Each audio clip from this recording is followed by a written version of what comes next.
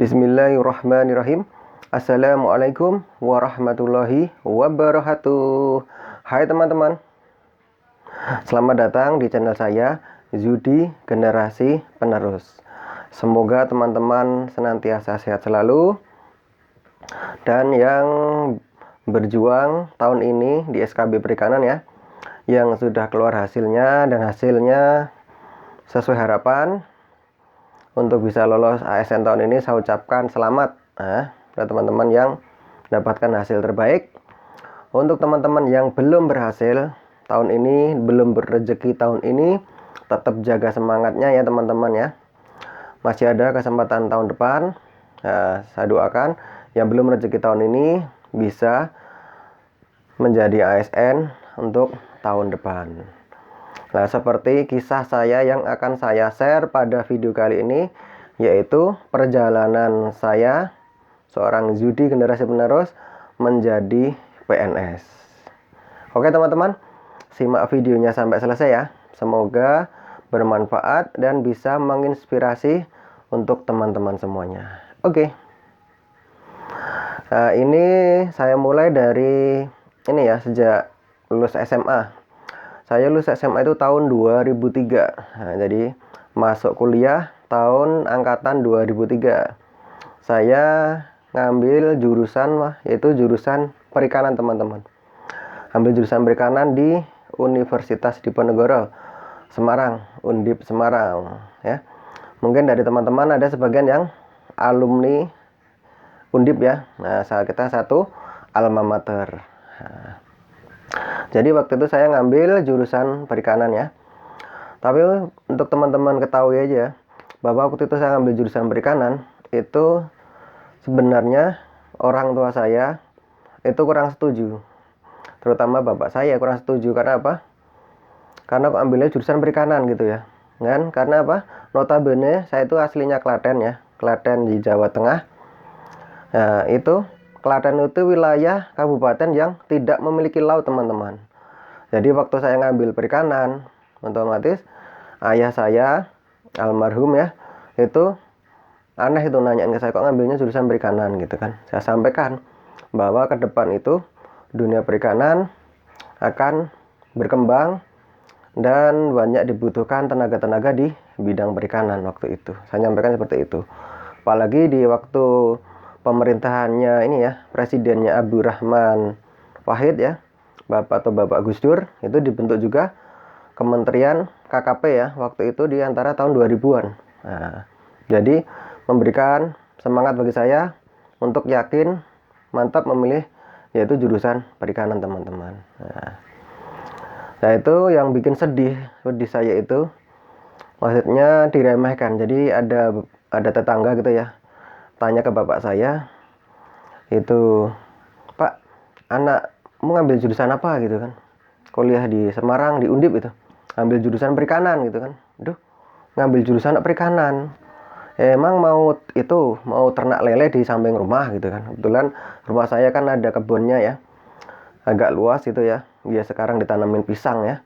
Jadi di sama tetangga saya seperti itu, kok ngambil jurusan perikanan, emang mau ternak lele gitu kan, kuliah tinggi-tinggi biayanya mahal, ambil jurusan perikanan emang mau ternak lele seperti itu. Jadi orang tua saya itu waktu itu merasa ceritanya itu sedih, kok diremehin gitu loh, ngambil jurusan perikanan sudah kuliah di universitas yang negeri, universitas yang besar ya, di Universitas Diponegoro gitu. Nah, waktu itu saya bertekad saya akan kuliah sungguh-sungguh ya, biar nanti bisa membuktikan kepada orang tua saya bahwa jurusan yang saya ambil itu tidak salah. Nah, seperti itu teman-teman. Nah, jadi waktu kuliah angkatan 2003 dan saya targetkan 4 tahun selesai ya. Saya masuk 2003, alhamdulillah saya lulus 2007. Tepatnya itu September ya, September 2007. Nah, jadi 4 tahun persis sesuai target saya. Nah, di waktu kuliah itu saya isi dengan apa saja. Karena saya dari keluarga sederhana, orang tua saya itu ini ya, penjual angkringan. Angkringan itu kalau di daerah Jawa Tengah, mungkin sekarang sudah menyebar di beberapa luar pulau Jawa ya, di Kalimantan pun ada ya. Mungkin beberapa di pulau yang lain saya yakin juga ada. Itu udah karena udah menyebar. Ya, angkringan ya teman-teman, saya yakin tidak asing dengan angkringan, yaitu atau dikenal dengan warung wedang jahe, yang ada apa? Ada menu wedang jahe, jahe susu, minuman, segala minuman, dan ada gorengan, ada nasi khasnya itu nasi kemasan bungkus itu ya. Nasi kucing nyebutnya. Kenapa disebut nasi kucing teman-teman? Karena emang porsinya itu kecil. Mungkin sekarang itu harganya 2000-an. Itu udah dapat nasi dengan paling porsinya kecil segini. Harganya paling 2000. Dengan lauk bandengnya, ya bandengnya paling segini gitu ya, kecil gitu ya, makanya disebut nasi kucing seperti itu. Nah, itu bisa menjangkau semua kalangan. Nah, orang tua saya seperti ini, profesinya itu jualan angkringan di Klaten sana. Nah, untuk tahun pertama kedua saya di Semarang, itu saya membantu saudara saya, yaitu jualan angkringan itu teman-teman. Nah, jadi sambil kuliah saya membantu saudara itu jualan angkringan. Nah, itu tepatnya di Semarang, itu di depan Rumah Sakit Telogorjo. Nah, kalau teman-teman yang pernah di Semarang, itu depan Rumah Sakit Telogorjo. Nah, itu tempat jualan saya waktu itu, membantu kakak saya. Terus di tahun kedua ya, semester 3-4, nah itu saya dikasih amanah sama kakak saya untuk jualan sendiri waktu itu ya. Untuk jualan sendiri karena kakak saya punya bisnis, ya saya dikasih percayaan untuk memegang warung angkringan itu. Nah, warung angkringan itu bukanya mulai jam 3 teman-teman. Jam 3 udah mulai ngambil dagangan ya. Mulai persiapan ngambil dagangan. Nah, nanti sampai tutupnya itu jam 12 malam. Jam 12 malam itu baru tutup. Terus kembalikan dagangan, baru pulang ke kosan ya, istirahat. Jadi kurang lebih saya jalani itu sekitar 1 tahunan. Saya jualan angkringan di depan Rumah Sakit Telogorjo Semarang, seperti itu. Nah, terus untuk tahun berikutnya di tahun ketiga ya, semester 5-6, nah itu saya kewalahan ini ngatur jadwal kuliah, mau PKL gitu ya, mau persiapan skripsi. Itu saya kewalahan, akhirnya warung saya serahkan ke kakak saya. Itu kakak saudara ya, bukan kakak kandung. Saya serahkan kembali karena saya fokus mau kuliahnya biar selesai. Akhirnya saya ganti alih profesi waktu itu menjadi guru privat teman-teman. Guru privat ya, pengajar privat dari rumah ke rumah, nah, gitu seperti itu.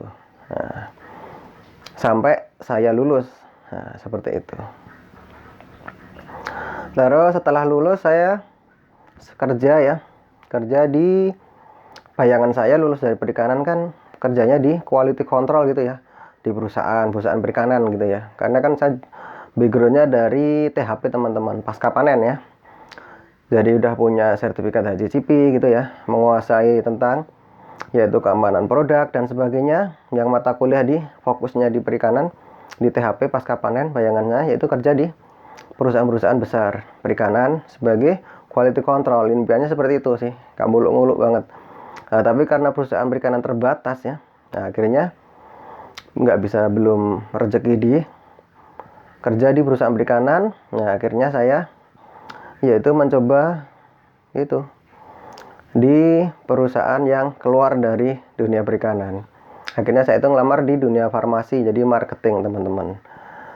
Saya mulai di marketing itu tahun 2008 sampai saya keterima PNS tahun 2018 ya. Nah, jadi saya resignnya itu per Februari 2019 itu. Seperti itu. Nah, jadi saya ikut CPNS itu sampai 6 kali teman-teman ya. 6 kali dari sejak saya kerja itu kalau ada kesempatan saya ikut dari dulu. Saya mulai kerja 2008 sampai 2000 nih ya, Februari 2000, resign per Februari 2019. Nah, jadi selama kurun waktu kurang lebih 10 tahun itu saya ikut CPNS itu 6 kali. Jadi 2008, 2009 di KKP tapi belum rezeki. Terus 2010 ikut di Kabupaten Klaten dan Jogja ya. Itu kedua kali. Terus untuk 2011, 2012 itu saya nggak ikut ya, karena waktu itu saya promosi supervisor di Kalimantan ya, megang Kalimantan Tengah dan Kalimantan Selatan, megang 2 provinsi. Jadi saya nggak kepikiran untuk CPNS di sana, karena kalau saya ikut di sana takutnya malah nggak bisa pulang ke Jawa. Nah, terus sampai 2013 itu saya nggak ikut CPNS. Nah, terus 2014 ikut ada, tapi belum rezeki. Lah rezeki saya di 2018 teman-teman. Itu pada saat usia saya udah 34 tahun ya, 34 tahun 8 bulan ya. 34 tahun 8 bulan ya. Waktu terima SK saya sudah usia 35 tahun itu. 2019 Maret ya, terima SK kan Maret. Nah, itu saya udah usia 35 tahun. Itu di saat-saat terakhir saya menjadi keterima lolos jadi CPNS itu saat usia saya 35 tahun. Nah, tapi itulah perjuangan saya. Modalnya 3T teman-teman ya. Tekun, tekan, tekan. Itu ini Jawa ya. Ini tarikan Jawa atau peribahasa Jawa, itu artinya dengan ketekunan kita memperoleh, yaitu dapat tekan itu dapat jalan gitu ya. Jadi tekan itu sampai dengan apa yang menjadi impian kita, seperti itu. Nah, demikian teman-teman yang saya share ya, pengalaman pribadi saya, yaitu perjalanan menjadi seorang PNS ya.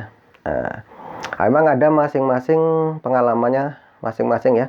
Ada yang keterima sekali, ikut sekali misalnya, ikut seleksi sekali langsung keterima. Ada juga ada yang 2 kali, ada yang 3 kali, ada yang 4 kali, ada yang 5 kali, ada yang 6 kali, contohnya saya. Mungkin ada yang sampai 9 kali pun juga ada. Nah, itu masing-masing. Nah, ini saya share di sini. Semoga bisa memberikan semangat teman-teman yang belum rezeki jadi ASN tahun ini. Tetap jaga semangatnya, karena itulah modal kita untuk meraih impian kita teman-teman. Oke, demikian yang saya share pada video kali ini ya. Semoga bermanfaat dan menjadi ilmu manfaat. Nah, untuk next video akan saya share yaitu seputar tips-tips aja ya, yang kira-kira bermanfaat dalam kehidupan sehari-hari. Nah, karena ini udah hampir selesai nih ya periode SKB perikanan ya.